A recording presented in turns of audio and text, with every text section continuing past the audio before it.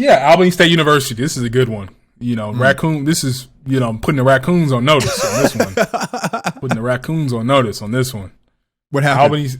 So basically, there was a white QB, high school QB. I think he got a scholarship at Florida State, football scholarship at Florida State, and he was singing some rap song, and he said the N-word, so he lost. People got in his ass, and he lost his scholarship. Well, HBCU, reached out and said, "Hey, man, if you want to come play football here, we got you."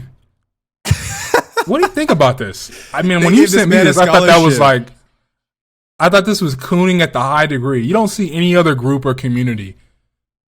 Someone says something racist about them, and they're just like, you know what? We got you, man. Don't worry about that. Like, I mean, that's just incentivizing the continued bullying and anti-blackness.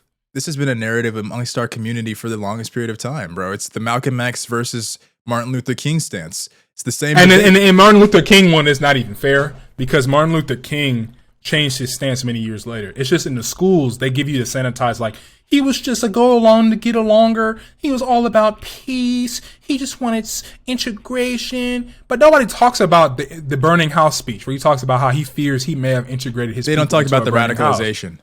They don't talk about how he got on the Malcolm X page where he was like, we coming to get our check. You know what that means, right? That means reparations. He literally said that. But we know, you know what I mean. We're coming to get our check.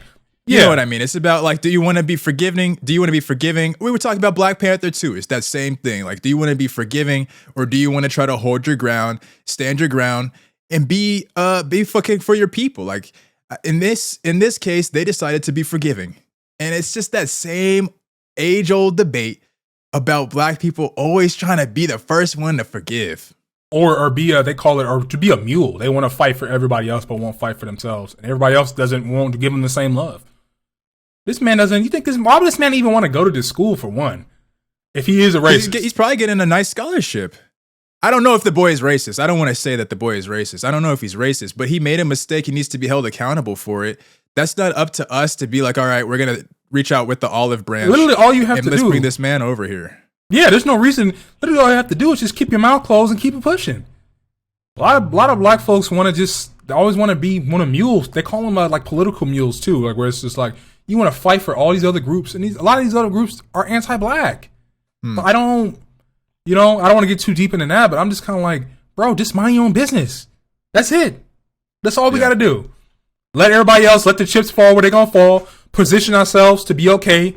When the whole thing, everything comes down, if that's what's going to happen. But don't put yourself in intentional harm's way for somebody else who doesn't fuck with you like that. That's all I have to say about this topic. It's just like cooning to me.